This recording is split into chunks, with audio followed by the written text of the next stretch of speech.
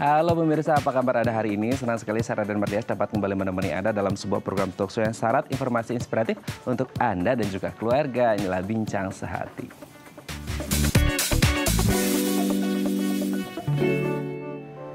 Ya pemirsa, bagi kita yang tinggal di negara tropis seperti Indonesia, salah satu penyakit yang mungkin bisa dengan mudah kita jumpai adalah penyakit kulit. Banyak dari kita yang berpikiran gini, kalau orang punya penyakit kulit itu orangnya identik dengan jorok atau nggak bisa jaga kebersihan. Akhirnya apa? Banyak yang malu untuk berobat, jadi sakitnya tambah parah. Padahal kalau sakit, terutama sakit kulit gitu ya, harus segera diobati supaya tidak lebih memburuk. Nah inilah topik yang akan kita bahas hari ini, yaitu penyakit kulit dan alergi. Kalau kita ngomongin kulit yang bersih dan juga sehat, salah satunya bisa didapatkan dengan mandi. Nah kalau mandi secara umum itu baik, tapi ada beberapa mitos yang mengatakan mandi malam itu nggak bagus. Nah kita bahas satu-satu ya. Kita lihat yang pertama.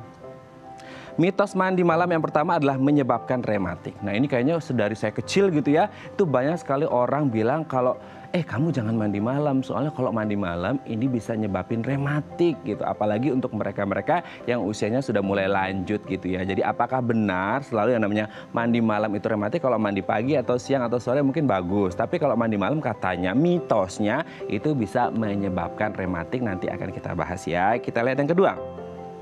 Kulit cepat kering. Nah banyak orang beranggapan bahwasanya dengan mandi otomatis kan kena air, terhidrasi gitu ya. Jadi pikirannya kita adalah kulit bisa jadi lebih lembab dong. Tapi ada mitos yang mengatakan kalau mandi malam justru bisa membuat kulit kita kering. Nah dampaknya ini seperti apa mandi malam? Apakah memang betul-betul bisa membuat kulit kita kering? Nanti akan kita bahas juga ya. Kita lihat yang ketiga. Paru-paru basah. Nah ini menjadi salah satu penyakit yang ditakuti oleh mereka yang katanya kalau pulang kerjanya malam terus mau nggak mau harus mandi malam. Kalau nggak mandi agak risih gitu ya, nggak bisa tidur. Tapi kalau mandi malam katanya bisa paru-paru basah. Nah apakah betul mandi malam bisa menyebabkan paru-paru basah? Nanti akan kita bahas juga ya. Kita lihat yang keempat.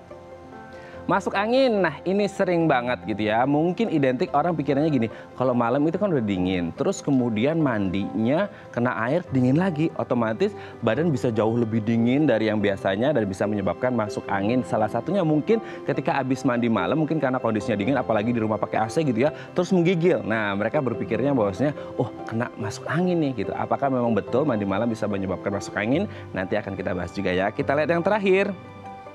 Mandi malam bisa menyebabkan penuaan dini. Nah ini, kalau kita ngomongin mandi kan tadi seperti saya sebut ya, mandi ini bagus untuk kesehatan kulit kita supaya tetap sehat dan bersih seperti itu. Tapi ada yang bilang juga kalau khusus mandi malam ini bisa menyebabkan penuaan dini. Apakah betul seperti itu? Oke, itu dia tadi 5 mitos mengenai mandi malam dan kami akan membahasnya sesaat lagi. Tetap bersama kami di Bincang Sehati.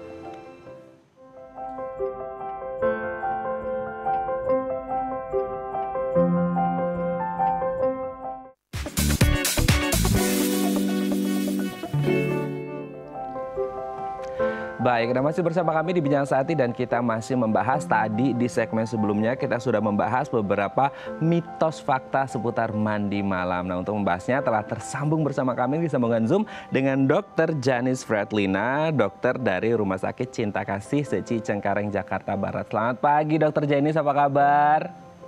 Selamat pagi, kabar baik. Kakak apa kabar? Alhamdulillah baik juga. Kita ketemu lagi ya dok ya via virtual nih. Ya. Oke dok, hari ini kan sebenarnya tema besar kita adalah tentang penyakit kulit gitu ya. Nah kalau ngomongin kulit yang bersih dan sehat itu kan salah satunya bisa didapatkan katanya kalau kita mandi supaya kulit kita bersih dan sehat. Tapi ada yang bilang mandi itu tidak sekadar mandi yang pagi dan sore, ada juga mandi malam yang katanya justru yang banyak dibahas orang adalah oke deh kalau mandi pagi kan memang sehat, segar kita mau berangkat kerja. Tapi yang menjadi dilema kita sebagai masyarakat umum, masyarakat awam non medis adalah mengenai mitos mandi malam yang katanya bisa berdampak pada kesehatan kita gitu. Nah kita akan luruskan hari ini apakah ini benar-benar fakta atau mitos belaka yang harus diedukasi dengan baik gitu ya dok ya. Yang pertama katanya mandi malam ini bisa menyebabkan rematik. Nah ini kan kalau pengalaman saya pribadi ya, dari kecil itu kan selalu dengar cerita orang bahwasanya jangan mandi malam nanti bisa rematik, pegel-pegel, nyeri-nyeri, sakit tulangnya segala macam sendinya gitu. Nah itu yang terutama untuk mereka-mereka yang lanjut usia. Nah apakah memang betul mandi malam ini bisa menyebabkan rematik dok? Oke, sebenarnya kalau misalnya dibilang mandi malam bisa menyebabkan rematik itu jelas mitos ya. Oke. Jadi kalau misalnya kita mandi malam itu sebenarnya tidak menyebabkan rematik. Kalau rematik dalam bahasa orang medis nih, biasanya dikenal dengan rheumatoid arthritis.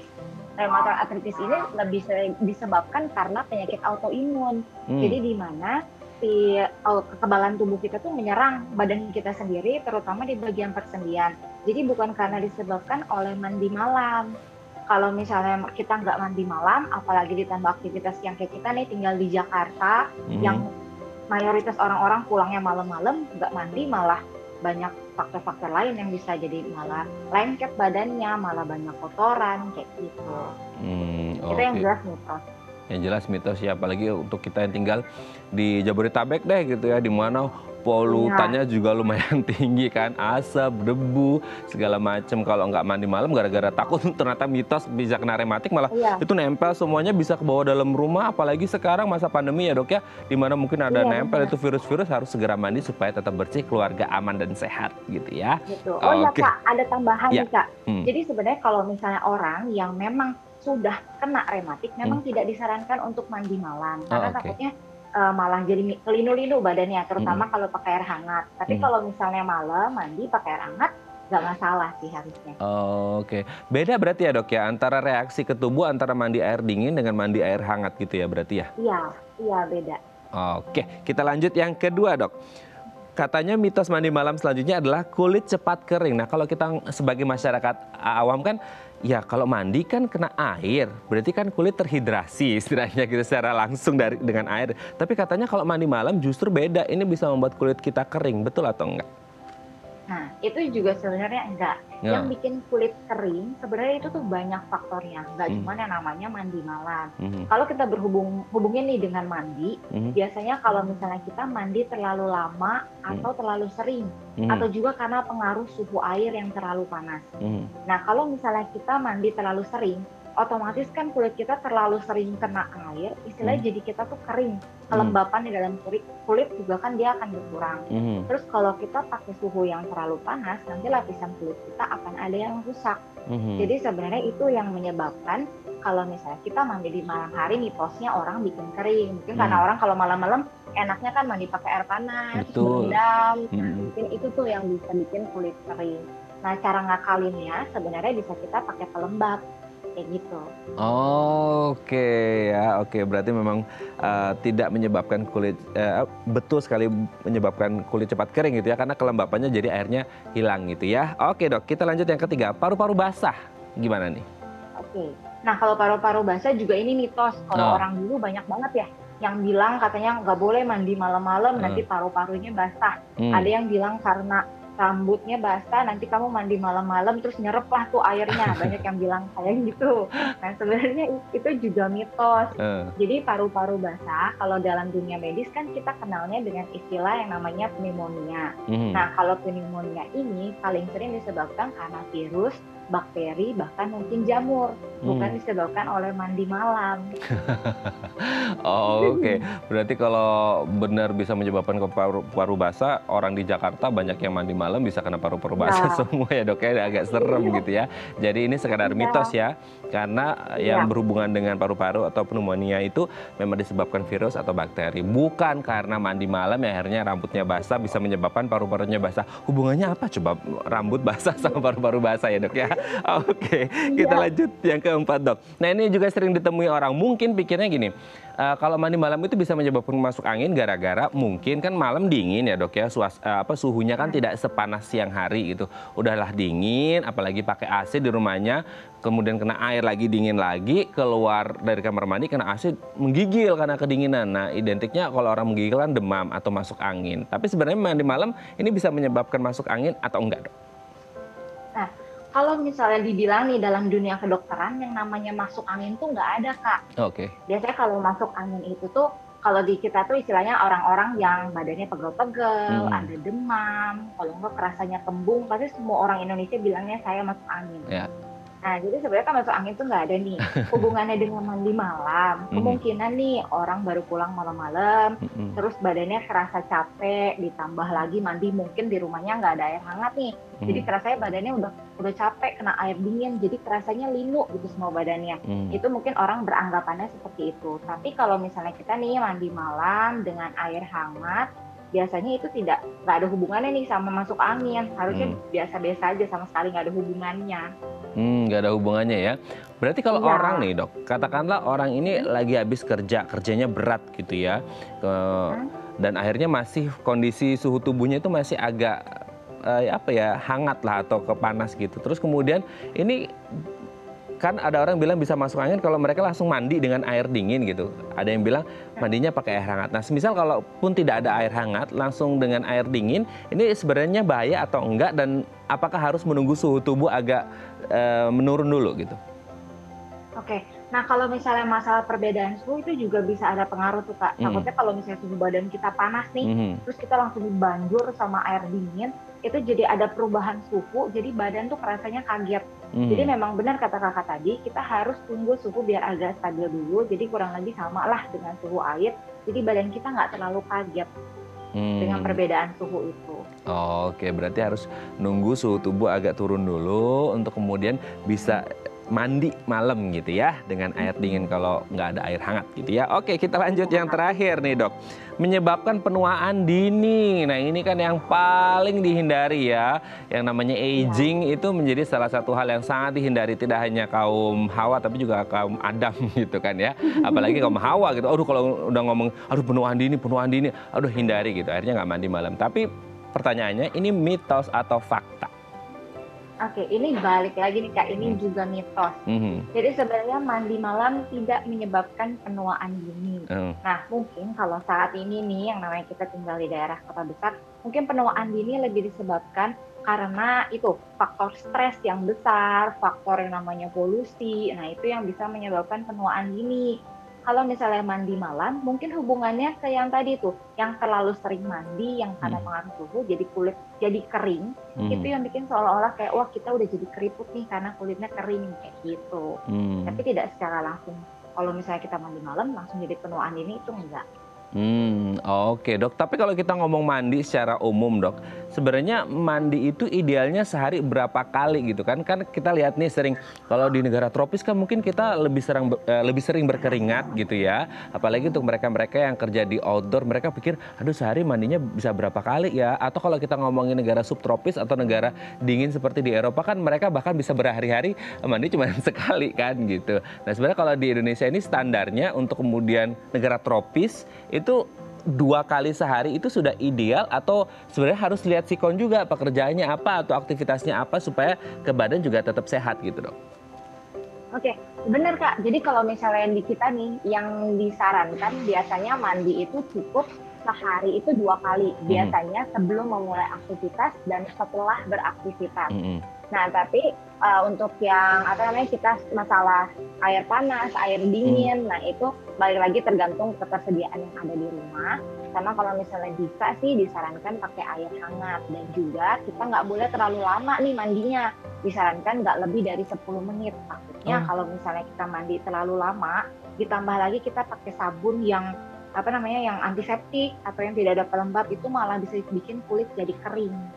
Oke, berarti mandi maksimal 10 menit seperti itu ya, yang kemudian harus disesuaikan, disarankannya seperti itu. Nah kan kalau ada orang sakit nih dok, ini jadi curhat deh. Nah kalau ada orang sakit biasanya kan selalu disaraninya mandinya pakai air hangat gitu, soalnya nanti kalau pakai air dingin nambah sakit gitu. Itu sebenarnya ada dampaknya nggak sih antara air dingin dan air hangat untuk mereka yang sakit ke tubuh gitu? Maksudnya apakah memang harus selalu pakai air hangat, atau sebenarnya air ruam-ruam kuku gitu itu juga boleh gitu? Nah, kalau misalnya masalah air, sebenarnya kan balik lagi nih, ada orang yang nggak bisa mandi pakai air hangat, ada orang yang nggak bisa mandi air dingin. Sebenarnya air hangat maupun air dingin ada fungsinya masing-masing. Kalau air dingin kan bisa lebih segar, terus kulit juga lebih tidak terlalu cepat kering. Kalau misalnya air panas, kita bisa lebih bikin kita rileks, dan juga tapi resikonya itu bikin kulit terlalu kering kalau suhunya terlalu panas. Tapi kalau misalnya suhunya hangat-hangat, ruang kuku, itu malah badan kita jadi rileks, jadi santai. Kita bisa istirahat dengan tenang gitu. Oke, berarti memang kembali lagi ke orangnya masing-masing, disesuaikan dengan kondisi tubuhnya gitu ya. Baik, terima kasih Dr. Janice hari ini sudah berbagi informasi bersama kami di Bincang Sehati ya. Kita doakan kita semua sehat terus, pandemi ini segera usai gitu ya dok ya. Dan juga Dr. Janice dan teman-teman di Rumah Sakit Cinta Kasih Seci juga sehat-sehat terus, dan salam untuk keluarga di rumah. Terima kasih Dr. Janice, selamat pagi. Terima kasih. Baik, pemirsa, selanjutnya kita akan membahas tema kita hari ini. Bagi Anda yang memiliki pertanyaan, Anda bisa menghubungi kami di nomor 021 290 3244 atau DM Instagram kami di @bincangSehati.tv. Kami akan segera kembali.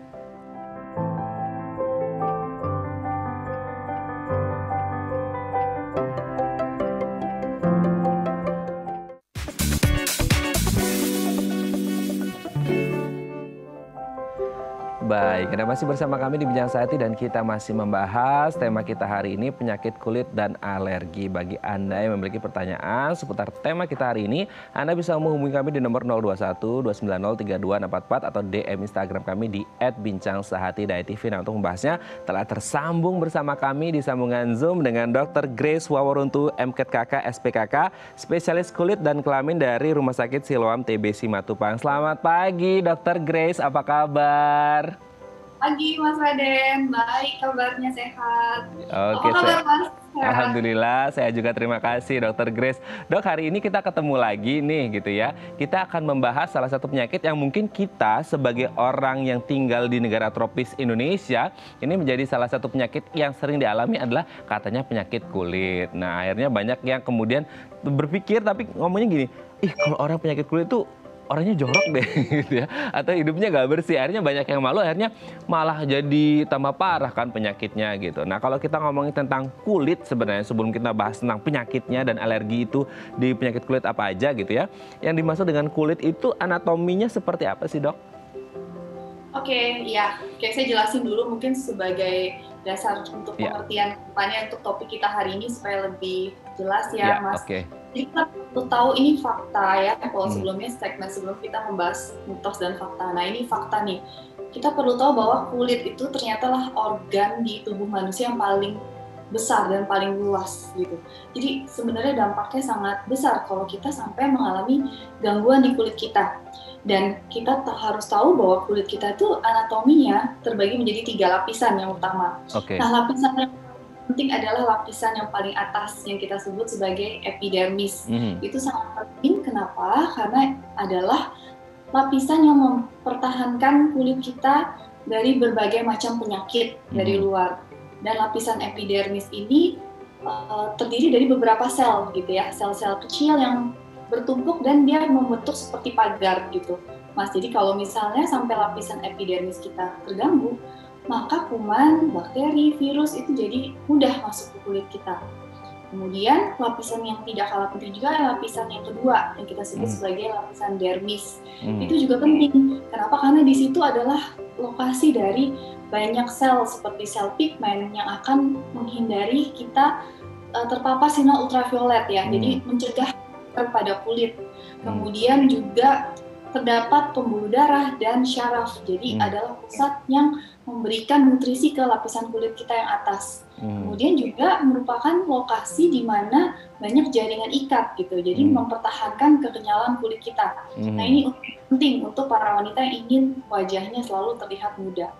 Dan yang tidak kalah penting juga lapisan paling bawah yaitu lapisan subkutis ya. Itu lapisan dari kulit kita yang paling bawah. Dia akan mensupport semua lapisan atas dan bawah tadi, epidermis dan dermis, dan juga akan memberikan pertahanan kulit kita kalau kulit kita terjadi luka atau trauma tumpul misalnya. Dia akan membantu mensupport dan mencegah supaya tidak terjadi kerusakan lebih dalam. Jadi kurang lebih seperti itu anatominya.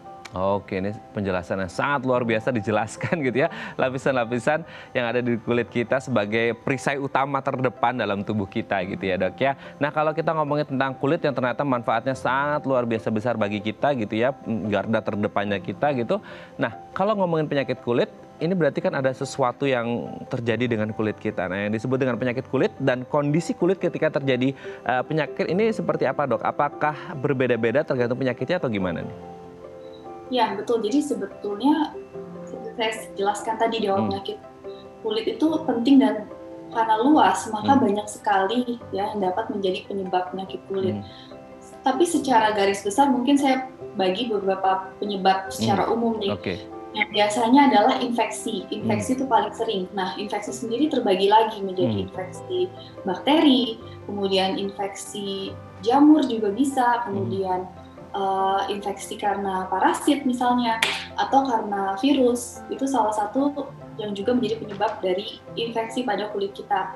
Namun ada juga kondisi penyakit kulit lain yang bukan karena infeksi, tapi disebabkan oleh alergi. Itu juga penyakit yang umum sekali ditemukan ya. Kalau sebagai dokter spesialis kulit dan kelamin pasti kita sering banget kedatangan pasien dengan penyakit alergi ini. Gitu. Kemudian ada juga yang terakhir yang juga tidak cukup banyak juga dan tidak mudah untuk diobatin adalah penyakit autoimun. Itu juga salah satu yang dapat menyerang lapisan kulit kita gitu.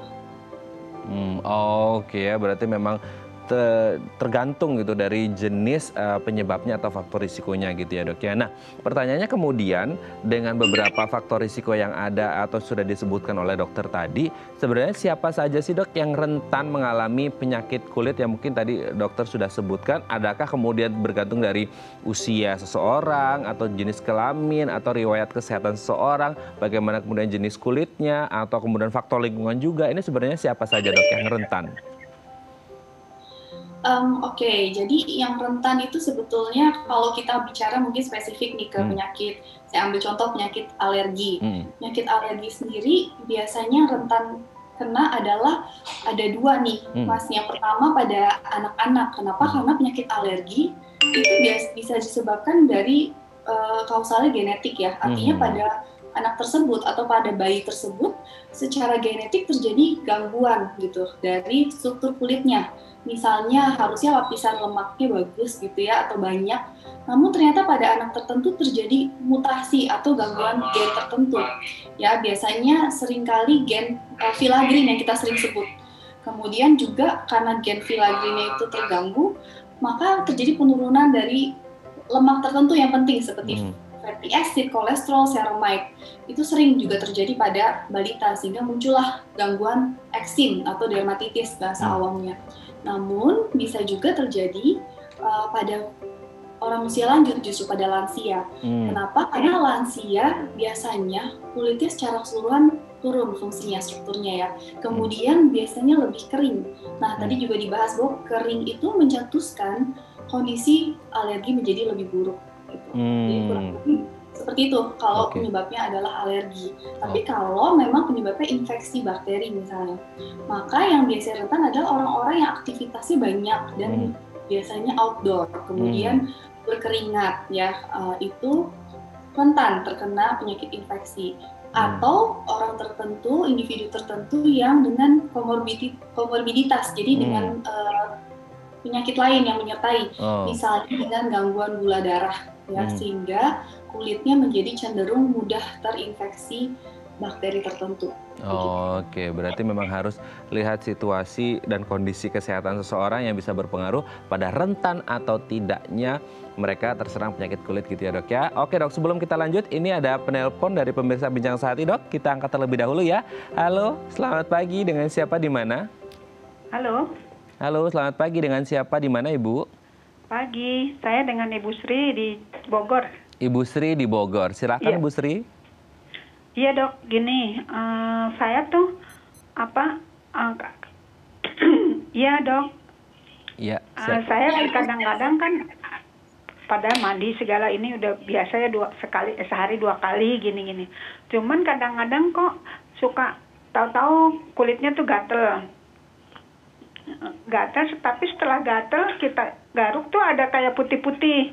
Kata orang itu panu, tapi kan nggak, terus besoknya lagi nggak ada gitu. Jadi cuman kayak gatel terus kayak putih-putih, terus suka saya kasih kalpanak atau kasih apa, gimana tuh dok, kenapa gitu? Oke, dokter Grace sudah jelas atau ada yang ditanyakan dok? Ya, mungkin putih-putihnya itu putih tanpa disertai sisik atau gimana Bu? Hanya putih aja seperti panu atau ada sisiknya? Apa kering gitu? Iya putih gitu dok. Jadi kulitnya jadi ada kayak titik-titik kayak kata orang kan panu, kayak panu gitu putih. Tapi nggak lama sih, maksudnya setelah saya kasih, memang gatel, rasanya gatel gitu. Terus saya garuk, terus keluar kayak putih-putih gitu. Nah udah putih-putih gitu, terus saya kasih kalpanak gitu, apakah saya Canesten gitu. Terus besoknya hilang udah, tapi terus nanti berapa itu lagi kadang-kadang suka gatel lagi gitu. Kenapa Pak? Apa ada penularan apa, gimana gitu dok. Oke, Dokter Grace sudah jelas? Oke, sudah jelas ya. Baik, terima kasih Bu Sri di Bogor. Kita akan coba jawab ya. Silahkan Dokter Grace. Ya, Ibu Sri dari Bogor, terima kasih pertanyaannya. Saya coba jawab dulu ya Ibu pertanyaannya. Nah, kalau memang mandinya sudah frekuensinya sudah cukup, kemudian Ibu juga merasa kebersihannya sudah dijaga dengan baik. Biasanya Bu, sih jarang kita terkena infeksi jamur, kecuali aktivitas Ibu sangat banyak berkeringat ya. Kemudian udara di sekitar Ibu lembab. Nah, seringkali kalau pengalaman saya pribadi, saya praktek, seringkali pasien yang datang ke saya khawatir dengan bercak putih adalah panu, artinya jamur. Namun sebetulnya bercak putih itu tidak selalu disebabkan oleh jamur.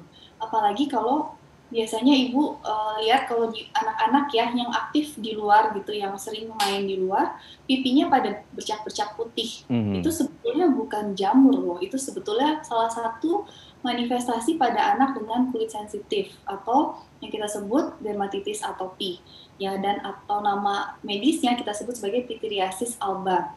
Dan ini adalah kelainan pada kulit berupa bercak putih yang bukan disebabkan oleh jamur, tapi disebabkan oleh gangguan pigmen gitu. Jadi karena kulitnya sangat kering sehingga fungsi dari kulitnya tidak baik, barrier kulitnya rusak, sehingga saat dia terkena matahari itu cukup terik dan dengan frekuensi yang banyak ya kumulatif, dia akan merusak sel pigmen tersebut. Namun memang kerusakannya tidak permanen.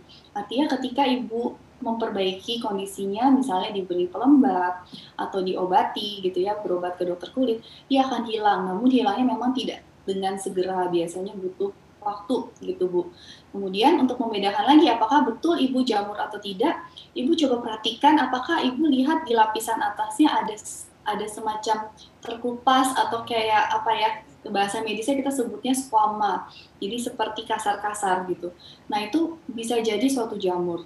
Tapi yang paling penting adalah saran saya Ibu berobat ke dokter spesialis kulit. Dari situ maka akan dilihat lebih langsung atau mungkin diambil sediaan kulitnya, dikerok gitu ya Bu. Jangan-jangan nih Ibu bukan penyakit jamur, tapi sebenarnya hanya kering biasa yang biasa muncul pada anak-anak tadi saya sebut, namun juga bisa pada dewasa sehingga pada Ibu terjadi kerusakan pigmen gitu, sehingga muncullah bercak putih. Nah, untuk mengatasinya, untuk tahap pertama, Ibu bisa memberikan pelembab lebih rutin sehabis Ibu mandi. Kemudian mandinya sebaiknya Ibu jangan pakai air panas karena air panas akan memperburuk kondisi kulit kering. Kemudian jangan menggunakan sabun antiseptik. Meskipun sekarang kita banyak disarankan menggunakan antiseptik, tapi untuk pemakaian jangka panjang akan merusak kulit kita. Sehingga kita disarankan menggunakan sabun dengan kandungan yang lebih ringan, deterjennya atau surfaktan yang lebih ringan gitu ya. Seperti contohnya nih Bu, sabun bayi gitu ya. Jadi Ibu pakai sabun bayi aja gitu. Tidak selalu sabun yang kuat itu baik untuk kulit kita begitu. Semoga menjawab ya.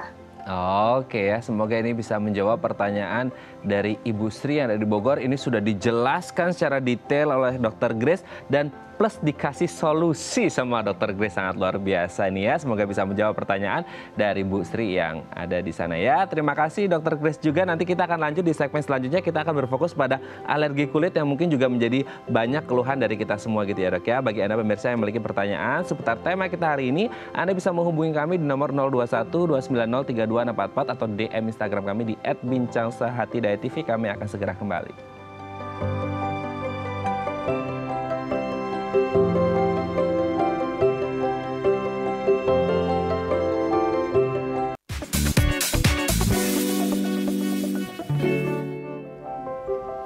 Baik, Anda masih bersama kami di Bincang Sehati dan kita masih membahas tema kita hari ini penyakit kulit dan juga alergi bersama dengan Dr. Grace Wauruntu, MKK, SPKK, spesialis kulit dan kelamin dari Rumah Sakit Siloam TB Simatupang. Bagi Anda yang memiliki pertanyaan, Anda bisa menghubungi kami di nomor 021 290 3244 atau DM Instagram kami di @bincangsehati.tv. Dr. Grace masih bersama kami? Masih. Oke, Dok, sebelum kita lanjut, ini sepertinya hari ini laris nih Dokter Grace. Ini banyak penelpon yang menghubungi untuk bertanya seputar penyakit kulit dan alergi. Sekarang sudah ada penelpon, kita angkat telepon terlebih dahulu ya Dok ya. Halo, selamat pagi, dengan siapa di mana? Halo. Halo, selamat pagi, dengan siapa di mana Ibu? Dengan Ibu Yulia. Ibu Yulia di mana Ibu Yulia? Di Sulawesi Utara. Oh, Sulawesi Utara. Silakan Ibu Yulia. Ya, halo. Halo Ibu Yulia, apa kabar? Sehat Ibu? Ya, selamat pagi, dokter. Ya. Ada mau tanya. Ini ada keluhan bintik hitam di wajah, Bu. Halo? Ya. Ya, selamat pagi. Ya, pagi Bu Yulia. Ada bintik hitam di wajah? Gimana lagi Bu? Iya. Tapi tidak ada gangguan sih, tidak ada rasa gatal atau apa, tapi susah mau dikasih hilang. Oh, bercak hitam ya Ibu? Iya. Bercak hitam sebelah mana? Di pipi atau di mana? Tidak rasa sakit, cuma agak ganjal. Oh, di bagian mana Ibu? Di pipi sebelah kiri. Oh, di pipi sebelah kiri. Itu Iya, maksudnya bintik-bintiknya satu pipi sebelah atau kiri. satu atau banyak atau seperti apa? Ya. Bintiknya Yang satu. hitam satu, cuma di. Oke, Dokter Grace ada yang ditanyakan dok? Atau Ya, mungkin gatal atau Satu sebelah kiri, kanan satu di. Halo? Gatal nggak Ibu? Gatal Pipi atau kiri sakit? satu, pipi kanan satu. Oh, gatal tidak Bu? Tidak ada gatalnya. Oke, dari kecil dulu tidak ada dan baru ada beberapa waktu belakangan ini atau gimana? Iya, tidak. Sudah dari umur 27. Oh, dari umur 27 sampai sekarang ya? Waktu kecil nggak ada gitu ya? Oke, Dokter Grace sudah jelas atau yang ditanyakan lagi? Tapi tidak membesar sih, cuma begitu-begitu saja. Oh, tidak membesar? Bagaimana, iya. Oke. Mungkin ada solusinya, bagaimana? Oke, siap. Ya. Dokter Grace sudah bisa? Oke, baik Ibu Yulia di Sulawesi Utara, kita akan coba jawabnya ini satu kampung nih kayaknya sama Dokter Grace. Silakan dokter. Ya, sebenarnya bercak hitam itu kan banyak sekali ya. Kita harus lebih mengetahui dulu bercak hitamnya ini bentuknya seperti apa. Memang kalau penyakit kulit itu adalah penyakit yang kita mudah mendiagnosa ya hanya dengan melihat saja ya. Artinya kita harus melihat. Mungkin saya bisa bantu bahwa kalau bercak hitamnya itu hanya di satu sisi ya, nggak di kiri kanan simetris, biasanya penyebabnya itu karena faktor usia, itu yang paling sering. Jadi satu, faktor usia. Kedua adalah matahari, jadi paparan sinar matahari. Kita tahu kan kita areanya tropis ya, negara Indonesia sendiri cukup tropis dan matahari cukup terik. Sehingga seringkali terjadi penumpukan gitu dari sel pigmen di kulit kita, karena kulit kita kan adalah yang terpapar sering. Ya, kemudian dengan berjalannya waktu, karena faktor usia juga, sel pigmen itu akan menumpuk gitu di satu sisi, dia akan menebal, dia membentuk seperti gambaran seperti kayak pulau gitu, tapi batasnya tegas. Itu sering pada orang dengan penambahan usia yang kita sebut sebagai keratosis seboroik, atau juga kadang berupa lentigo senilis, itu juga sering saya temukan pada pasien saya. Kalau memang seperti itu kasusnya pada ibu, yang perlu kita lakukan adalah yang pasti saya memastikan dulu nih apakah betul, karena kita konsultasi virtual. Nah, saya harus pastikan dulu apakah betul itu suatu kelainan yang tadi saya sebut. Kemudian ketika memang betul, itu berarti pengobatan yang biasanya diberikan adalah selain memberikan krim untuk mencegah penumpukan dari sel pigmen. Kemudian pastinya akan disarankan untuk memberikan sunblock atau sunscreen rutin apabila terpapar sinar matahari. Yang paling sering saya lakukan adalah saya menghilangkan gitu dari lesi tersebut. Biasanya kita bisa menggunakan berbagai macam modalitas. Yang paling simpel bisa dengan dibakar menggunakan bedah listrik atau yang kita sebut sebagai electrocauter. Ya, atau yang lebih bagus lagi, lebih advance, sekarang kita menggunakan energy based light gitu ya. Jadi kita menggunakan laser yang akan langsung mentargetkan ke pigmen gitu. Atau dengan dibakar tapi menggunakan laser. Kalau memang case-nya seperti itu. Nah, misalnya ini suatu kelainan lain nih, misalnya gatal. Biasanya dia bisa muncul kenapa? Karena awalnya mungkin ibu terjadi luka atau sunburn atau iritasi pada wajah. Bisa jadi dia meninggalkan bekas. Nah, itu kita sebut sebagai hiperpigmentasi pasca inflamasi. Ya, itu sering terjadi pada kulit Asia, itu cukup sering. Nah, kalau memang case-nya seperti itu, maka pengobatan yang akan dilakukan adalah pemberian topical cream yang sifatnya akan mencegah pembentukan pigmen lebih lanjut. Jadi cukup dengan penggunaan krim saja kalau memang hanya berupa bekas gitu ya, kehitaman. Tapi kalau dia menonjol, maka yang tadi saya sebutkan antara menggunakan bedah listrik atau menggunakan laser, begitu. Oke ya, semoga ini bisa menjawab pertanyaan Ibu Yulia yang ada di Sulawesi Utara. Terima kasih ini sudah menonton Bincang Sehati pagi hari ini bersama dengan Dr. Grace gitu ya. Dan semoga tidak ada keluhan lagi di masalah kulitnya gitu ya. Dan semoga ini juga bisa menjawab. Oke, Dr. Grace, kita lanjut lagi. Ini kita belum sempat bahas tema kita hari ini, tapi sudah ada penelpon lagi. Kita akan coba angkat lagi telepon. Dok, ini luar biasa pagi hari ini bersama Dr. Grace. Halo, selamat pagi. Dengan siapa di mana? Selamat pagi, dengan Ibu Teresia. Ibu Teresia di mana, Ibu? Di Jakarta Timur. Di Jakarta Timur. Silakan Ibu Teresia.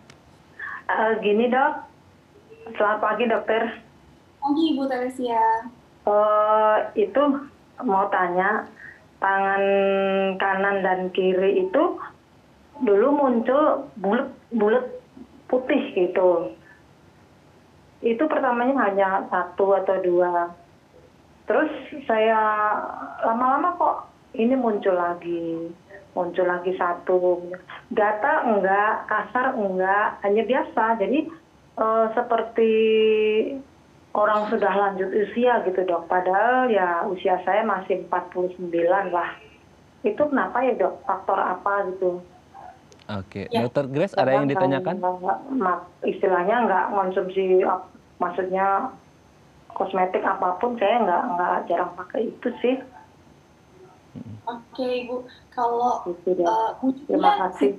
Berapa Ibu ingat nggak munculnya?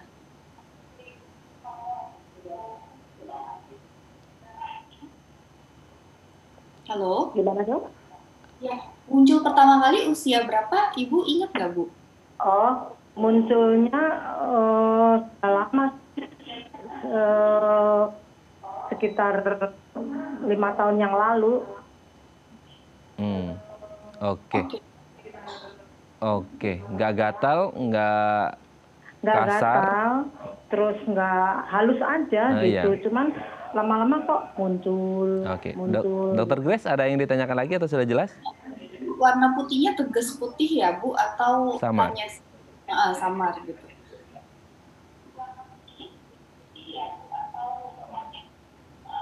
Ya, Bu Teres. Putih tajam dok. Oh, putih tajam. Oke, sudah jadi jelas.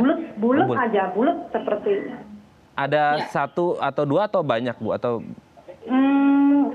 Banyak. Oh, lumayan banyak. Seperti kalau itu kita lihat kulitnya oma-oma itu loh. Oke. Dan jumlahnya terus bertambah setiap tahunnya gitu ya Bu ya?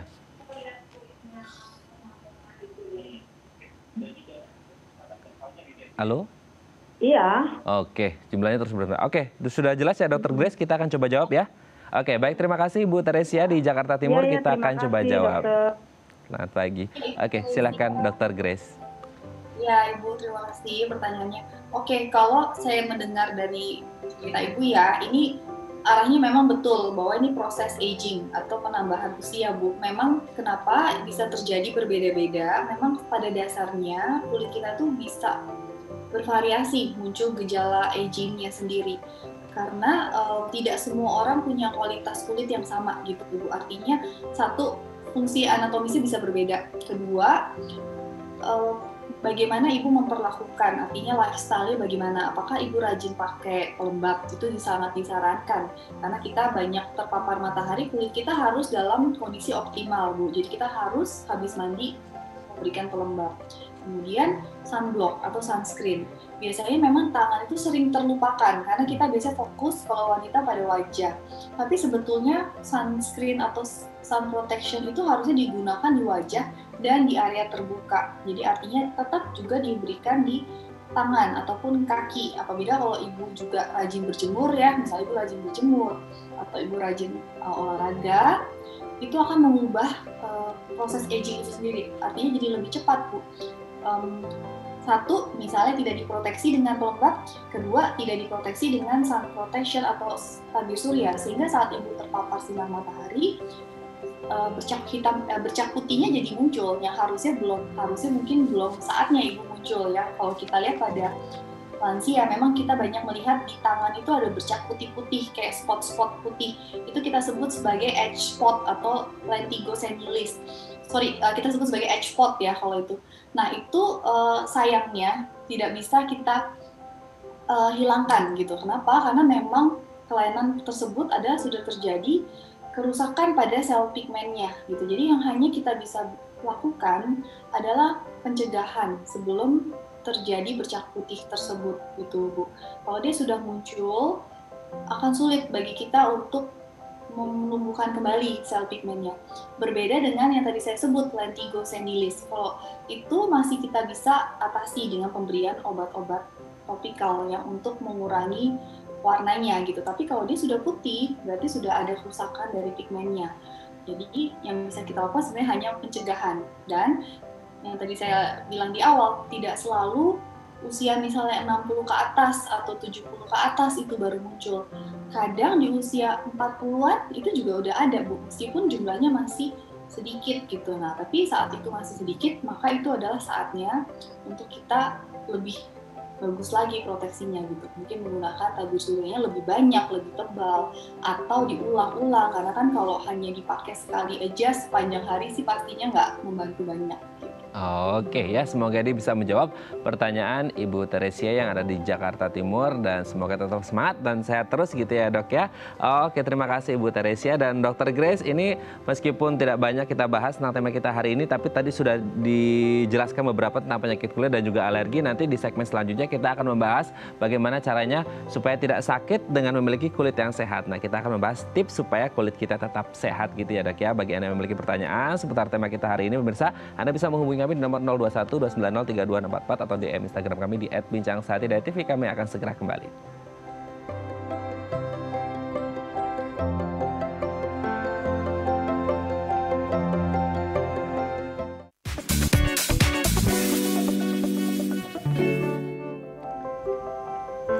Baik, Anda masih bersama kami di Bincang Sehati dan kita masih bersama dengan Dr. Grace Waworuntu, MKK, SPKK, spesialis kulit dan kelamin dari Rumah Sakit Siloam TBC Matupang. Dok, segmen terakhir ini kita akan bahas beberapa tips yang bisa kita lakukan untuk menjaga kulit kita tetap sehat. Yang pertama, cuci muka itu penting Dok. Berapa kali maksimal sehari kira-kira? Penting banget. Nah, biasanya saya sarankan cukup 2 kali sehari ya. Jadi nggak usah terlalu sering juga, karena kalau terlalu sering malah mukanya jadi kering. Nanti malah iritasi. Namun kalau ditanya penting, sangat penting karena itu merupakan rutinitas yang harus kita lakukan apabila kita mau memberikan obat-obatan lain ya, misalnya krim, serum, ataupun pelembab gitu, ataupun sunblock di pagi hari. Jadi harus dibersihkan dulu supaya tidak malah krimnya nanti memblok, malah menjadi jerawat atau yang lain-lain. Oke, 2 kali itu dengan air biasa atau dengan facial foam? Kan ada orang habis pakai make up atau keluar mereka pakai facial foam itu Dok? Dengan air biasa, tapi juga menggunakan sabun. Gitu. Bisa berbentuk foam, bisa berbentuk gel, bisa berbentuk cairan. Gitu. Oke ya, cuci muka itu menjadi sangat penting. Kalau mandi, nah mandi yang bersih ya, pasti catatannya bukan mandi bebek ya. Ini juga penting ya Dok ya untuk kesehatan kulit. Ya iya dong, penting. Iya, Oke. penting. Karena kenapa? Seharian kan kita akan aktivitas di luar. Nah, bayangin di luar itu kan banyak sekali kuman, entar ada virus, entar ada bakteri. Kemudian apalagi kalau anak-anak ya yang senang berenang itu sebenarnya swimming pool itu banyak penularan, terutama virus. Nah, seringkali kalau tidak langsung dicuci, misalnya main dulu atau kemana dulu muter-muter gitu ya, nanti kedepannya muncul infeksi virus. Itu cukup sering saya temukan di praktek sehari-hari. Maka mandi sangat penting, apalagi kita di cuaca kita kan tropis ya, tentu tetap mandi 2 kali sehari ya, membersihkan kulit secara umum 2 kali sehari. Berbeda kalau misalnya kita di negara yang 4 musim, pasti tentunya ada spesial cara khusus nih untuk mandi. Kalau kita kan agak lembab ya, kita tingkat kelembapannya cukup. Oke, kalau berenang katakanlah tadi dokter sebutkan juga kan sering kena paparan sinar matahari juga, itu juga penting ya untuk kemudian kalau kita ngomongin di luar outdoor kan tadi mungkin berenang itu tidak bagus karena mungkin bisa tertular virus atau penyakit yang lainnya gitu. Nah kalau untuk menjaga kesehatan kulit juga kurangi intensitas terkena paparan sinar matahari juga betul nggak itu dok? Nah matahari itu sebenarnya seperti ada pisau mata dua ya. Dalam satu sisi dia baik, artinya dia akan meningkatkan tubuh kita untuk memproduksi lebih banyak gitu ya sel-sel atau vitamin tertentu ya, vitamin D ataupun pembentukan kalsium itu baik, karena makanya itu kita juga dianjurkan untuk berjemur, kemudian juga meningkatkan sel imun tubuh kita.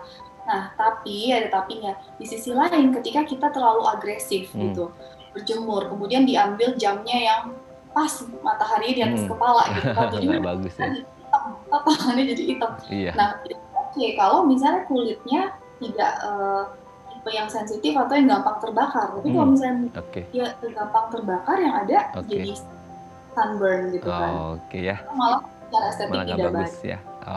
Yang terakhir dok, ini yang juga penting. Produk perawatan kulit yang tepat. Nah, sekarang kan banyak skincarean tuh. Harus memilih yang tepat ya dok ya? Ya, betul. Yang tepat adalah sesuai dengan skin type kita, Mas Raden. Jadi harus menentukan apakah kulit kita tuh tipe yang mana, yang oily, tipe yang dry, atau yang combination. Gitu. Biasanya itu simple, itu aja yang saya sebut. Kalau kita sudah tahu arahnya, maka skincare yang kita cari tentunya menyesuaikan dengan skin type kulit kita. Gitu.